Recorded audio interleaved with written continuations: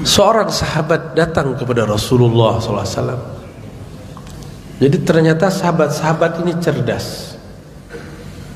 Kalau datang kepada baginda Rasulullah SAW, beliau-beliau itu bertanya jalan paling mudah kepada Allah. Kata seorang sahabat Nabi radhiyallahu taala anhu, "Wahai Rasulullah, syariat Islam sungguh berat bagi saya, banyak sekali. Coba tunjuk ajar kepadaku wahai Rasulullah, jalan paling pendek, paling mudah." Apa kata Rasulullah SAW? "La yazalu lisanuka rataban bidzikrillah." Hendaklah senantiasa lisanmu basah menyebut nama Allah. Lisan itu terbagi dua. Bahkan beberapa ulama bagi lagi jadi tiga. Ada lisan badan, ada lisan akal, ada lisan qalbu. Lisan badan ini dia untuk mengecap rasa dan untuk berkata-kata. Sedangkan lisan yang akal untuk mempertanyakan sesuatu. Jadi kenapa orang-orang kita kritis? Karena dia punya lisan akal. Dan yang ketiga ada lisanul qalb. Lisan qalbu. Lidah dikunci, mata dipejam, tapi di qalbu kok ada yang berbicara. Apakah dia mengatakan Allah? Dia mengatakan senang, sedih. Pernahkah kita melihat seseorang lalu kita katakan saya suka, saya senang kepadamu, tapi lisan tidak berlafaz, tidak berkata? Pernah? Atau terlalu sering? Siapakah yang berkalam? Itu lisan qalbu. Itulah aslul lisan, lisan yang paling asal. Apabila hendak berzikir dengan lisan ini, mulailah dengan lisan qalbu.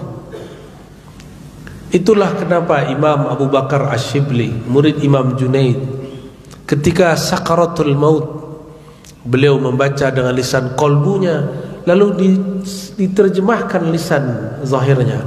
Allah, Allah, Allah. Kata muridnya, "Ya Sayyidi, qul la ilaha illallah." Kata si murid ni, murid tidak sampai makomnya kepada makom gurunya. "Wahai tuan syekh, jangan baca Allah Allah, baca la ilaha illallah." Apa kata Syibli? "Wahai muridku, aku sudah tenggelam dalam bahr kalimah la ilaha illallah. Sekarang sudah sampai di ujungnya, yaitu Allah Allah." Muridnya merinding, tidak mampu berkata-kata.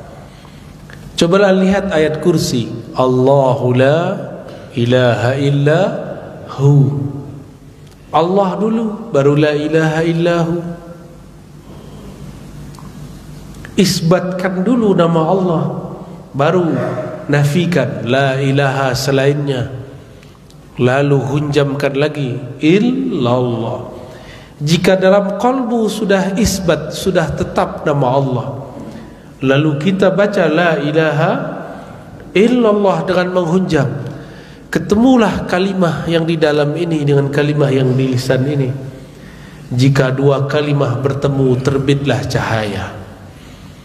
Itulah cahaya nurullah, cahaya nama Allah subhanahu wa ta'ala.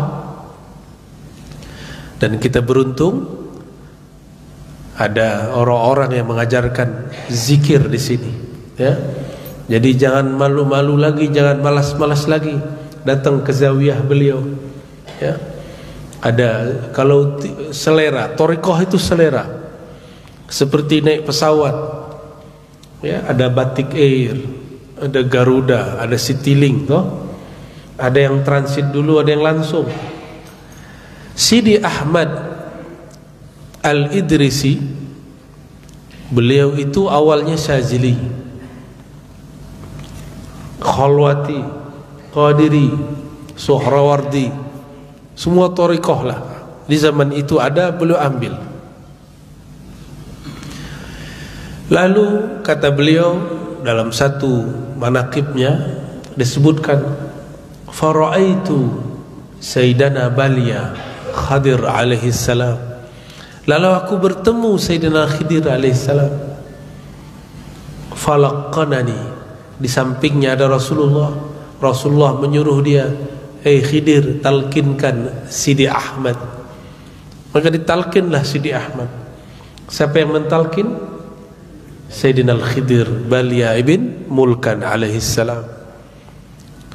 Maka disebutlah thariqah beliau awalnya Khidiriyah. Apa awalnya? Itulah awal beliau terlepas dari taklid dalam thariqah. Jadi thariqah itu juga ada taklidnya, ada ittiba'nya, lalu ada mujtahid mutlaknya. Dan Sidi Ahmad sudah sampai kepada derajat mutlak.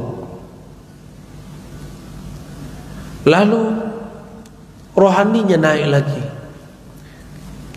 rohaninya sudah kuat, maka diizinkan oleh Allah Subhanahu wa taala ruhaniyahnya bertemu ruhaniyah Rasulullah sallallahu alaihi wasallam.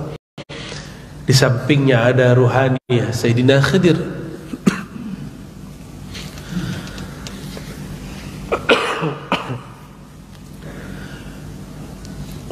Falaqanani Rasulullah sallallahu alaihi wasallam, kata Sidi Ahmad. Lalu Rasulullah langsung mentalkinku. Itulah sebabnya bernamalah thariqah Sidi Ahmad ini dengan thariqah Al-Muhammadiyah, sebagaimana ditulis dalam kumpulan sanad Sidi Syekh Muhammad Ali As-Sanusi, murid langsung Al-Qutub Al-Kabir yang mengambil ilmu daripada Sidi Ahmad. Apa kata beliau? Guruku Sidi Ahmad menyebut thariqah ini boleh disebut Ahmadi, boleh disebut Muhammadi, boleh disebut Khidri.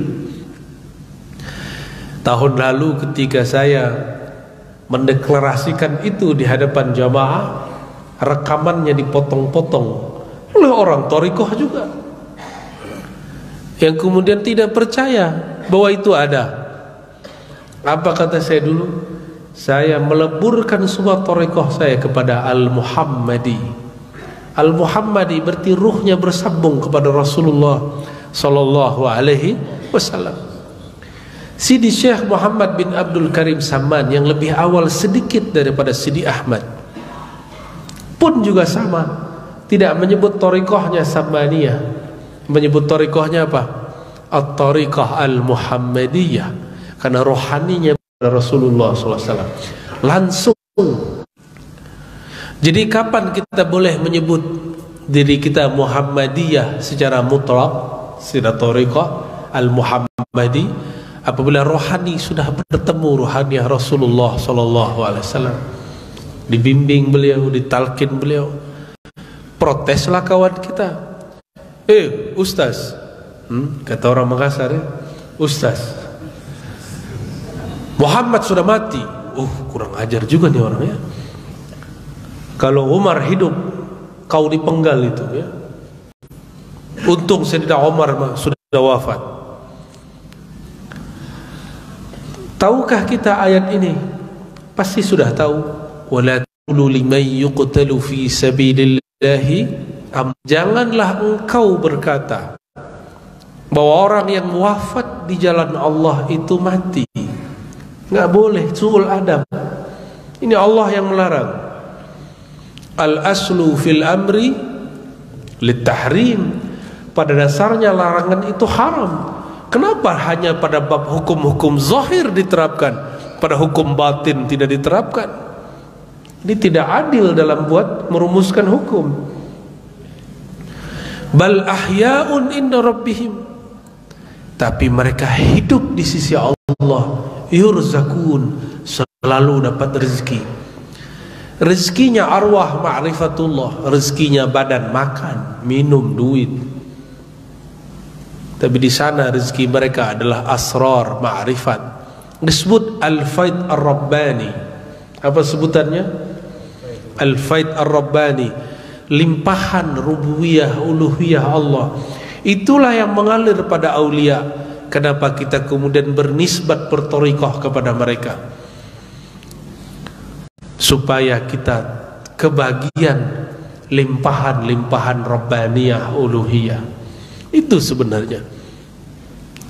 Maka Bapak Ibu Tuhan yang dimuliakan Allah, yang wafat itu cuma tubuh Sayyidina Muhammad bin Abdullah, sedangkan ruhnya masih hidup. Jika para aulia syuhada masih hidup, kenapa ruh para anbiya tidak hidup? Apakah lebih mulia para syuhada daripada anbiya? Tidak, tentu lebih mulia para anbiya. Makom tertinggi para aulia itu makom terendah para anbiya. Wali-wali makom tertingginya apa? Itu masih setingkat di bawah nabi yang paling rendah makomnya. Maka beruntunglah orang-orang yang terhubung kepada masyaikh-masyaikh thariqah. Apakah thariqah Qadiriyah, Naqsyabandiyah, Sabaniyah, mobil khusus di tempat ini Sidi Ahmad. Thariqahnya jadi pendek, harusnya 37, 38, 40 sanad syekh melalui Sidi Ahmad cuma beberapa orang, ya. Tuan guru berapa sanad ke beliau? Ada 9, 10, oh 14, ya.